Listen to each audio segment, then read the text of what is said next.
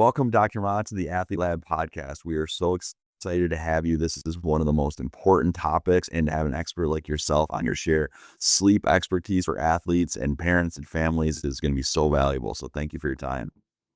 I'm so excited to be here. So, Dr. Ma, for our listeners, Dr. Ma has been a consultant for NFL and NBA, Major League Baseball, NHL teams, Olympians, all, even I believe was in Formula One, which is one of the most, interesting sports when it comes to having to be so dialed in. So to have all of these different experiences and for you to be able to share some of your insights on that is going to be really, really, really interesting. So I want to start with just maybe the simplest one. What is good sleep when we talk about performance? Like, what does that even mean? It's a great question. One way to think about sleep is to break it down into three buckets. So I like to break it down into bucket one is sleep duration. So purely our bodies require a certain amount every single night to prevent health risks, to prevent performance decrements, and the lower threshold for adults is 7 hours. But you might need 8, you might need 9, you could need more than that, depending on your own body's requirement. So you need to find the amount that gets you to be refreshed in the morning, alert throughout the day, and functioning well. Now, for younger individuals like teens, they really need 8 to 10 hours of sleep. Or for the even younger age group, 6 to 12-year-olds, they need 9 to 12 hours is the national recommendation by the American Academy of Sleep Medicine. So that's bucket one, duration. But it's not just about duration. There's the second bucket of quality, and there's many factors that contribute to quality. To start with your daytime habits, whether you get sunlight in the morning time, when do you eat? How do you have caffeine or other substances like alcohol for some adults can contribute to the quality of your rest. How do you nap? If those are part of your nap, is it the right duration or are you taking too long of nap? So your daytime habits can influence your sleep at night, as well as what you do in winding down and after preparing to sleep. So do you have a wind down routine? How are you transitioning from the day to the evening? Are you using dim lights? When are you getting exposure to electronics and devices? And then obviously factors like your sleep environment can be very important for quality rest. Is your room a cave, dark, quiet, cool, comfortable, and consistent? So many factors fall into quality. And then the third bucket is the timing of your sleep. So when do you go to bed and when do you wake up? Is that very consistent day to day? Or for most of us, is that very inconsistent, especially from weekdays to weekends? So that's at least one way to think about what good sleep can mean is by breaking it down into those three buckets. Okay, there's so much there to kind of to dive into. So I love the idea of having different parameters for age groups because that is something that I think some grown-ups can say, these kids are sleeping in too long as in implying that they're lazy, but you're saying that they need certain numbers of hours, which I think is really important for everybody to think about. The consistency, how important is that? If your bedtime is 9, you try to go to wind down at 9 and be asleep by 10. How important is that for your overall month over month to have it even on the weekends, or at least try the best you can to keep that on a weekend schedule during the weekdays? Consistency is very critical. And some of the newer literature and studies are starting to suggest that timing of when we go to bed and wake up, that consistency likely can be more important than perhaps we thought previously. And so what happens for a lot of individuals is we socially jet lag ourselves, which means that oftentimes in your Monday to Friday, you have a set schedule. But then when it comes to say that Friday night or Saturday night, some folks will stay up later, sometimes 2 to 3 hours later, and then wake up 2 to 3 hours later. Now, you can feel the same symptoms as jet lag, where you can feel off and sluggish and have difficulty sleeping. Maybe you have some stomach upset. The same symptoms as if you got on an airplane and went 2 or 3 time zones that we've all probably experienced at some point. But you haven't. You stayed in your same home time zone, but you shifted that schedule. So that's called social jet lag. And it can be hard to then shift back to your normal Monday morning bedtime, wake time schedule when you do that on the weekend. So the recommendation is to be as consistent as you can 7 days a week. I know easier said than done. That really is important as we're starting to understand that it's not just about the duration, that we all are trying to sometimes make sure we're getting sufficient hours, but it's also about that consistency. Now, I also want to make one comment, Phil, about how you mentioned for teens, that they may be sleeping in later and there might be this perception of laziness, and it really is not. I think there's this badge of honor that persists in our society that you should only need 4, 5, 6 hours as an adult to get what you need and to be at the top of your game. But I think that tide is very much turning in the recognition of how critical sleep is, and getting sufficient duration really is evolving. And I think there's a lot of our pro athletes and some of the high performers I work with that are so vocal about how essential this is. And it's no longer the badge of honor that you got 4 hours of sleep, but now it's, you know, you're not getting your 8 or your 9 hours. You're definitely not going to be putting yourself in a position to be as successful tomorrow. So for those parents listening out there, you need to get your teens to be getting 8 to 10 hours a night. That's really what they need for them to be at their best, both in school, in sport, for their mental health, for their development and growth, for making sure that they're safe on the road. And far few teens get that. I think the current statistic by the CDC is around 77% of teens are falling under that 8-hour mark, which is huge. Okay, so if we were to live in like a utopian world and we're going to focus on sleep and we had the opportunity to arrange teenage athletes' schedules, their full day schedule, and let's say that they're high performing athlete, high performing student, very very dedicated in both sides of those. What would be the perfect schedule? Like what would that look like for a teenage athlete? It's a great question. It would often be probably shifted later than perhaps many of our teens in the US operate. Now, the reason why we often have an earlier start time is because many of the schools in many states are starting at too early of a time that is not aligned with the biological clock of many teenagers. So what that means is that we start school and get our kids up incredibly early to start way too early than what really would align better with their natural biological clock. Now, that has changed in some states. So I live here in California. In 2022, there was legislation that was enacted that did change school start times for high schools could start no later than 8:30 a.m.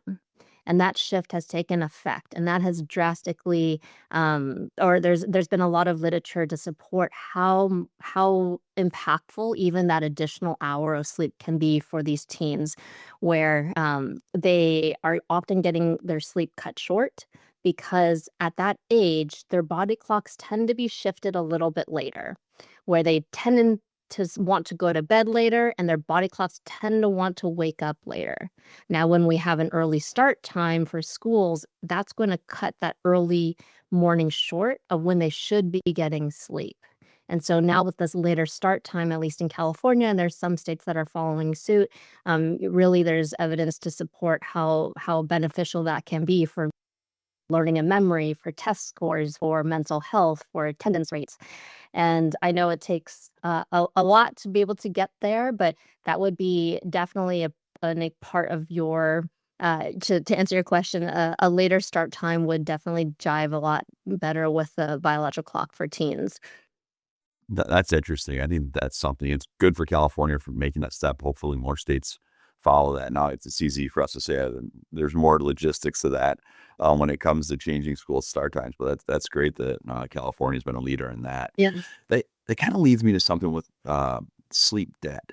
So I've heard that before. It's one of those things where if you have a debt on your house, you pay it back. It's all gone. Is that how it works with sleep debt? Can you talk? Can you let us know how that works? Yes, so sleep debt is essential to understand because there is this myth that you can't pay back sleep debt. And I want to correct that misperception today. Well, to start with, sleep debt is when you fall short of meeting your individual sleep requirement, is what we call it. Essentially, it's how much your body needs every single day. Let's just say for the average adult, it's 8 hours. So if you only get 6 hours Monday to Friday, you'll build up a debt of 2 hours each day. So by the end of those 5 days, you now have about 10 hours built up. Now, say it comes to the weekend and you sleep in, maybe you gave yourself 10 hours of sleep, hypothetically, and you'll feel better when you wake up. You'll feel more alert. But in the bigger picture, you've only paid back 2 hours of debt, and you still have 8 hours to go from the week because you had 10 hours built up. So the bottom line is that you build up sleep debt and definitely short term, what you lost in the last week and the last month can and should be paid back. Now, to do that, you do need to get more sleep than your body requires to start to make a dent into that debt. And there's studies that suggest it's not just one night or one weekend of more sleep, which we call sleep extension, that is going to make the biggest difference in that sleep debt. You can see that benefit, like I said, with one night, but really the biggest benefits come when you're able to do that over, say, a week, or some studies have gone for multiple weeks. My research has looked at 5 to 7 weeks of sleep extension and shown that when we do that much longer, then that's when we see a 9% improvement in basketball free throw shooting percentages. We see a 9% improvement in 3-point shots. I saw in the Stanford men's basketball team a 12% faster reaction time and a 4% faster sprint time. They felt less fatigued, and they overall rated how they're perceiving practicing games to be higher. So, these are incredible statistics for athletes who are looking for that 1%. So it is just like every other aspect of training. You have to put in the time and effort and dedication to be able to be disciplined and making sleep a priority. But when you do, when you're invested in that, the benefits will come down the line. So, all right, let's revisit. That to me is incredible because in the athlete development world, you hear so much about how do you gain that 1%, how do you get a little bit better. So you're saying that these athletes they were measured at their ability to make free throws and 3-point shots. And then as they were more focused on their sleep and they were able to repay their sleep debts or get to getting more sleep than what their body needs, that they saw that much statistical improvement in their performance.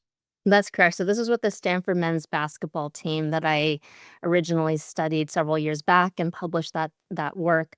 I subsequently have looked at other sports from football to tennis to swimmers, and a lot of the findings are similar in terms of some of those performance gains. Obviously, sport specific, but really the bottom line is that many of our collegiate athletes are sleep deprived, having this sleep debt built up, and this was for some of them the first time really paying that back longer than a weekend, right? And we did this, yes, over 5 to 7 weeks.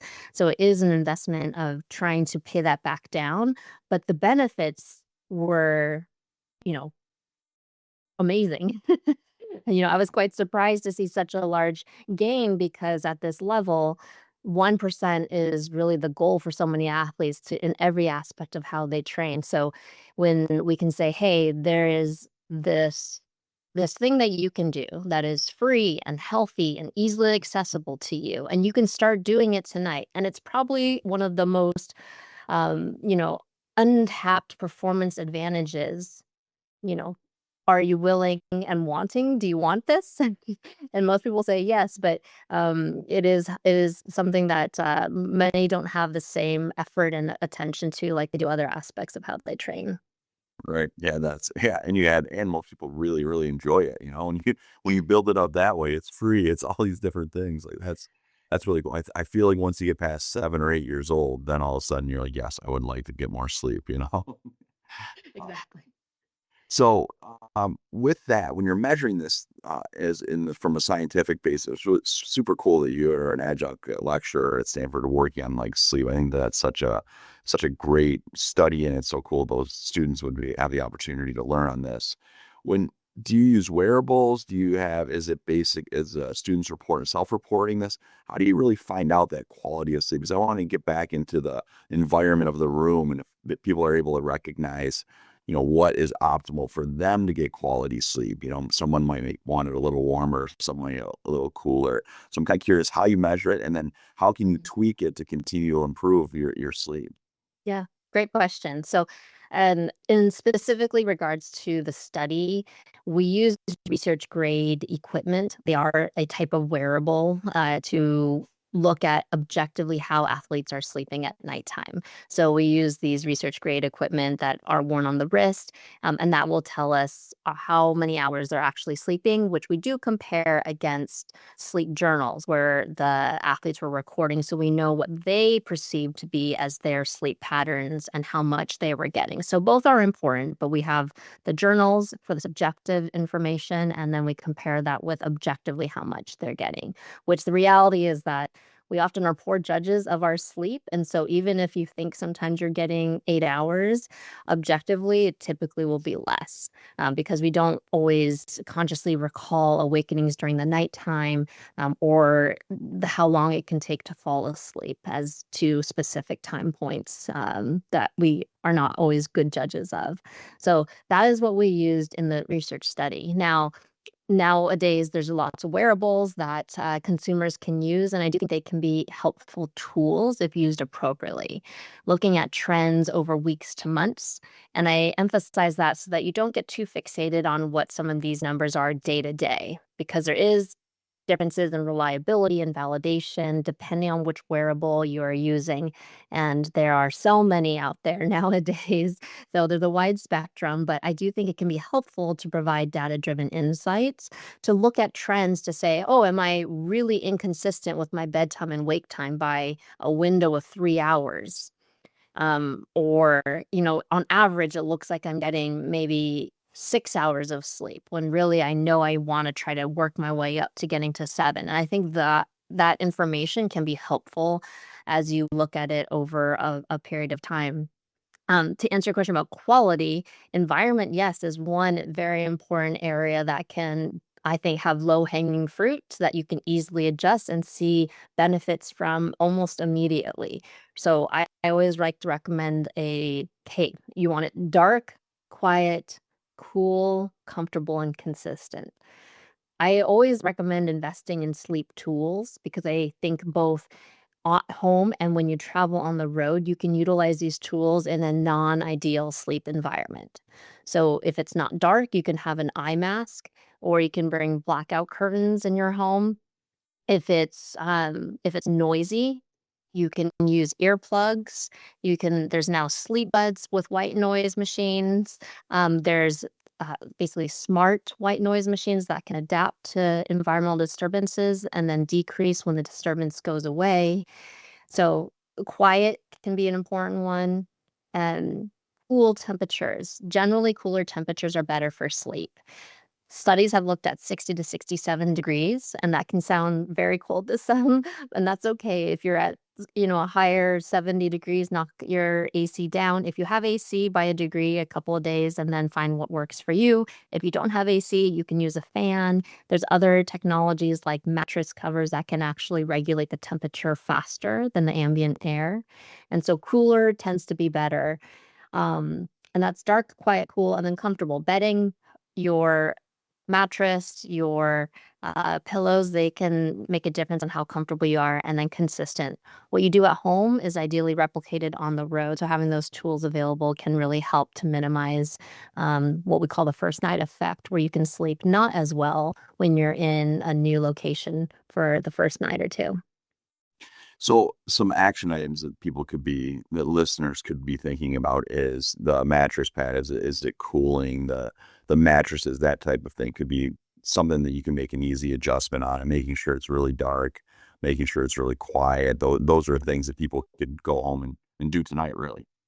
Definitely. There are easy things to evaluate if your environment is not dark, quiet, cool, comfortable, and consistent.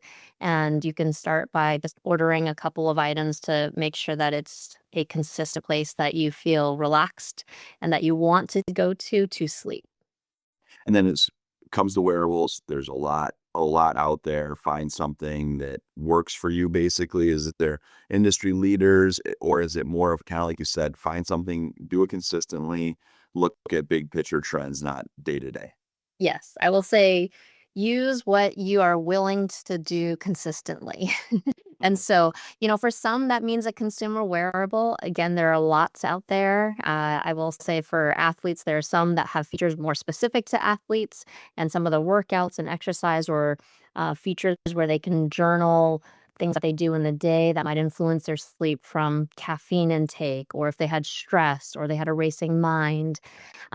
So there's different wearables that can be a little bit more uh, uh, uh, there's wearables that some athletes tend to use a little more frequently, but I think use what you're willing to do consistently.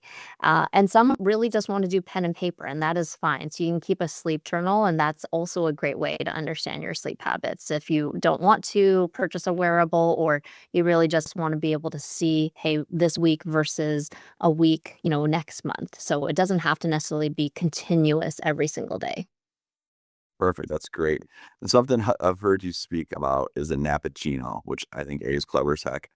And I love naps. For the hockey world has always taught me that you're supposed to take a pregame nap, and I leaned into that when I was at a very young age and stayed with it till I was done playing. And that's probably the part I miss playing the most is the game day naps.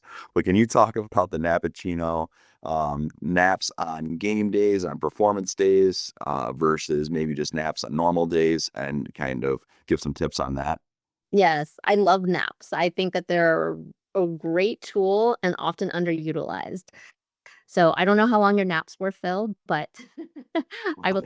uh, I, I would say that towards the end of my career, I was in my early 30s, and I would go to sleep around 1 o'clock and sleep till four for a 7 o'clock game. So Okay. it was aggressive but wonderful. Okay. I mean, you do find what works for you. That is a very long nap, a 3-hour nap. I will not actually recommend that long for our listeners today.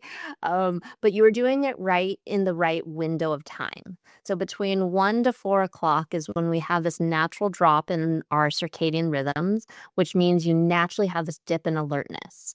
And that makes it easier for your body to take a nap. A lot of people say, "Oh, it's that food coma after lunch." It's not really the food, it's more you just have this natural dip. So between 1 to 4 is when your body is most likely able to take that nap. Now for timing, I will recommend shorter naps. 20 to 30 minutes is a pretty good sweet spot to aim for. The reason why is because if you keep naps short, you stay in lighter stages of sleep. When you wake up from the 20 to 30-minute nap, you'll feel the benefits and alertness and performance for about 2 to 3 hours.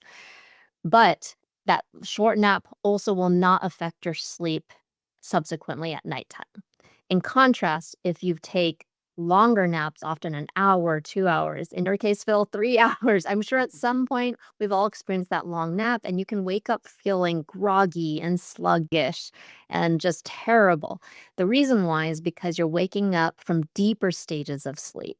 And we call that feeling sleep inertia, that grogginess. Now, that's not great because that can persist for a half hour, sometimes a little bit longer. So it's not a great state to be in if you then have to go out and play a game the next hour. And subsequently, it can really delay the time that you go to sleep that following night because your drive to sleep now isn't as high because you've taken a long nap. So that's all to say, short power naps, 20 to 30 minutes, set an alarm, get yourself up, bring sleep tools so you can at least have an eye mask, earplugs if you're trying to nap in a non-ideal situation, whether that's on the plane, on the bus, on the training table. I've seen lots of different scenarios, but give yourself the best environment and time to get the biggest bang out of, your nap.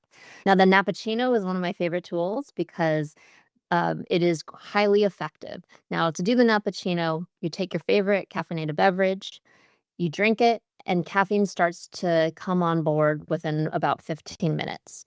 Now, if you drink your caffeine and go take your 20 to 30-minute power nap, if you fall asleep within that, 10 minutes as caffeine is starting to come on board, then when you wake up after 30 minutes, both the caffeine love kicked in and the benefits of the power nap at the same time. And so there's studies to show that this is more effective than if you only drank caffeine alone or you only took the nap. That sounds like a heck of a combo. I'm definitely going to try that. I'm looking around my office now thinking, where can I put like a real comfy chair? That's Yeah. I love it. Give it a shot and tell me how it goes. I will for sure. I mean, that makes a ton of sense, and you can almost feel that how you feel after both, and if you combine them like that, that's very yeah, really cool idea. So Exactly. So pre-game, it can be a strategy for those that use caffeine prior to games or competitions.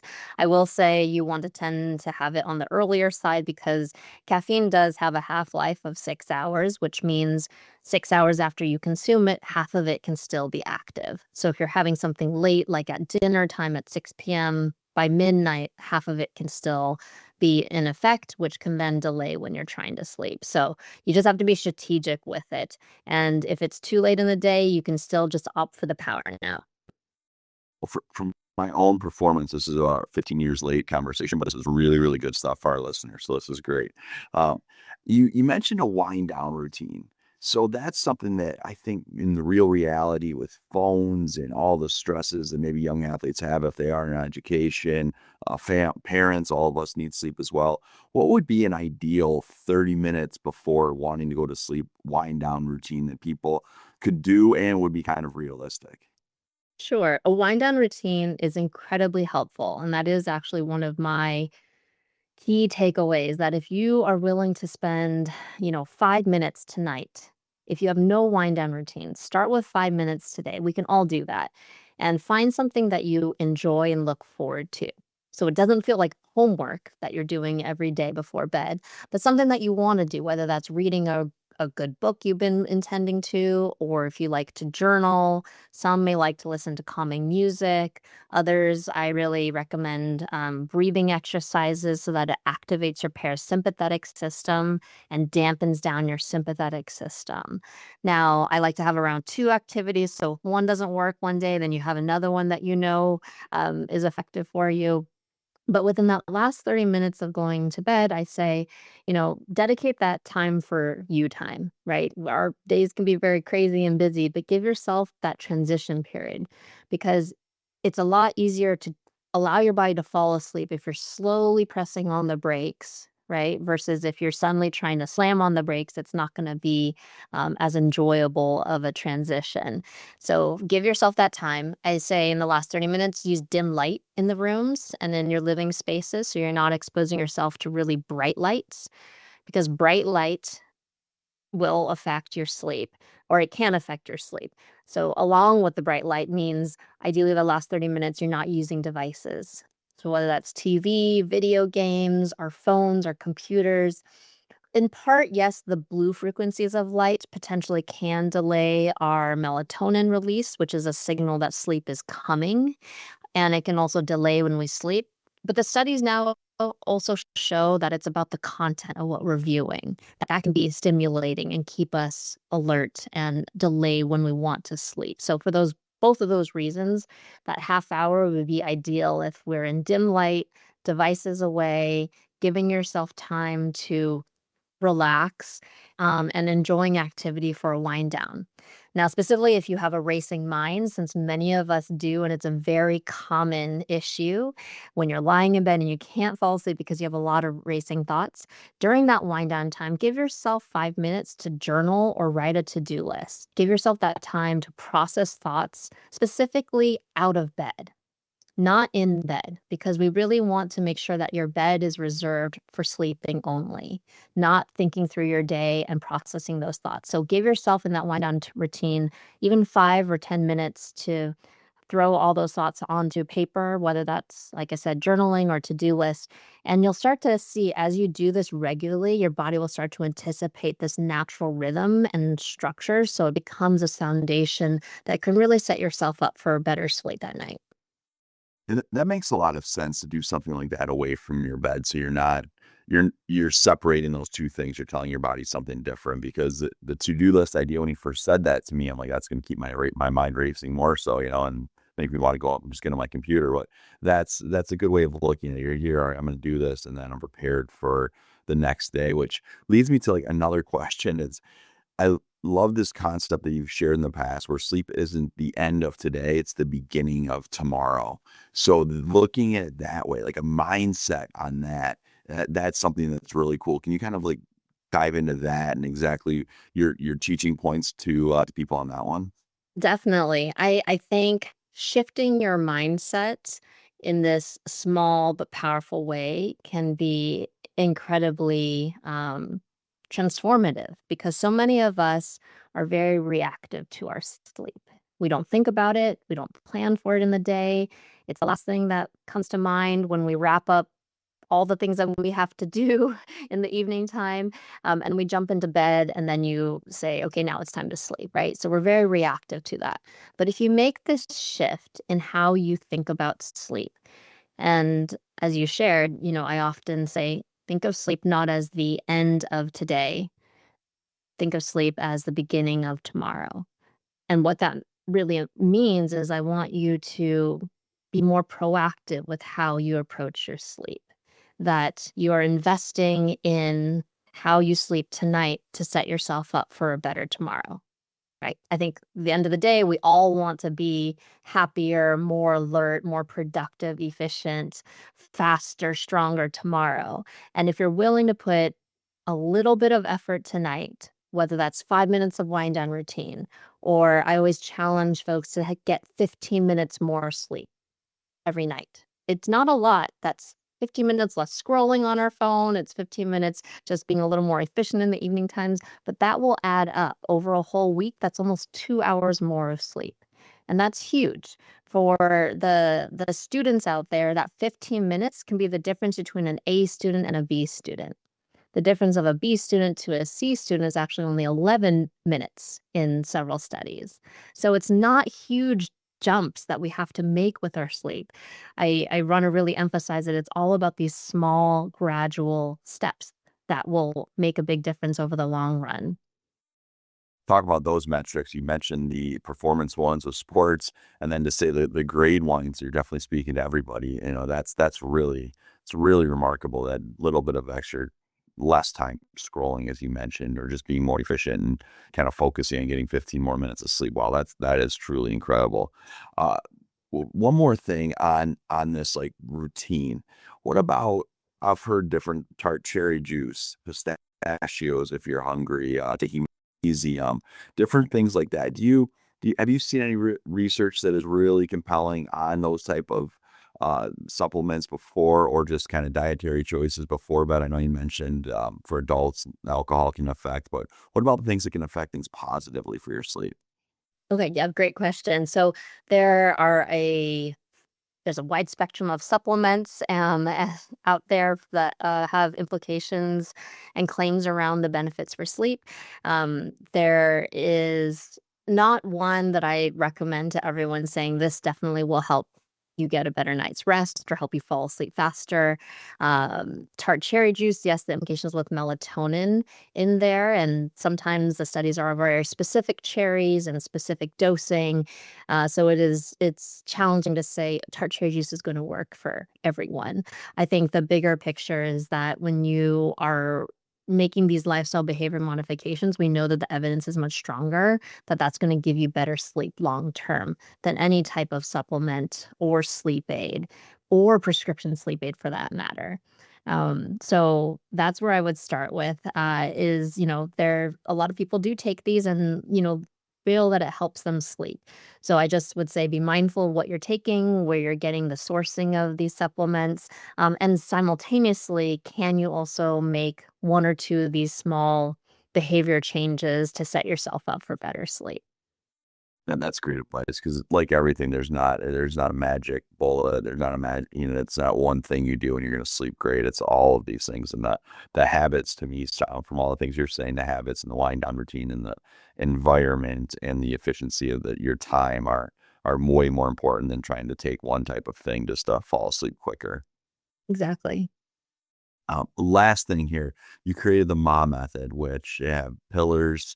I'm intrigued about all of this, especially, but like, could you explain that? I think that's a really, really cool idea and something that I think our listeners could really grasp onto. Sure. So the MOM method is basically a customized approach to optimizing your sleep and daytime performance.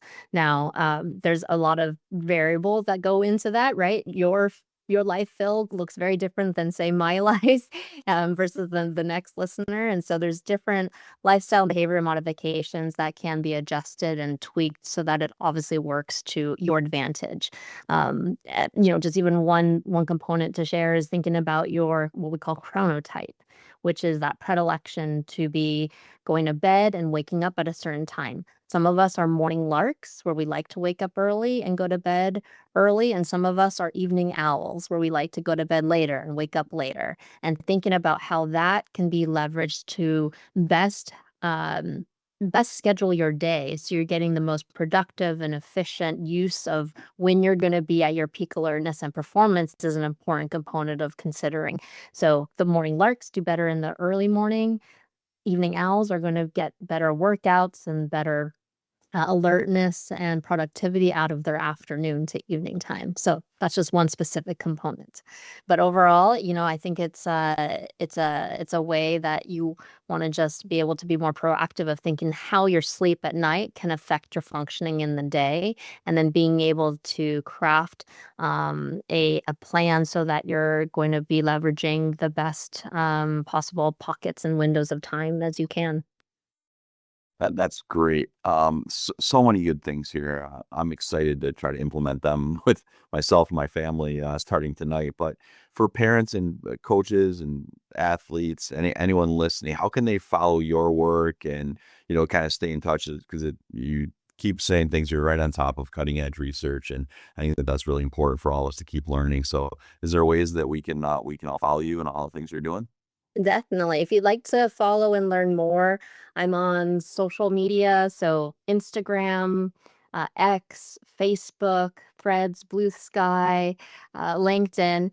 It's all at the same handle, which is Dr. Cheri Mah, DrCherimah. So Dr. Cheri Mah. And then you can also follow me if you're interested. I'm starting a newsletter soon. So on my website, you can sign up. I will share latest research, the latest sleep headlines, different tips and strategies. So you can find that on my website at www.drcherimah.com. Again, that's www.drcherimah.com. That's great. Well, I'll definitely subscribe and I'll definitely do all that scrolling before my wind down routine because I learned that today. That's very important. So, Dr. Roth, thank you so much for your time, all your expertise. So we'll all have learned a lot from this. So really appreciate you being on the Athlete Lab podcast. Perfect. Thanks for having me. I hope everyone sleeps well. Thank you.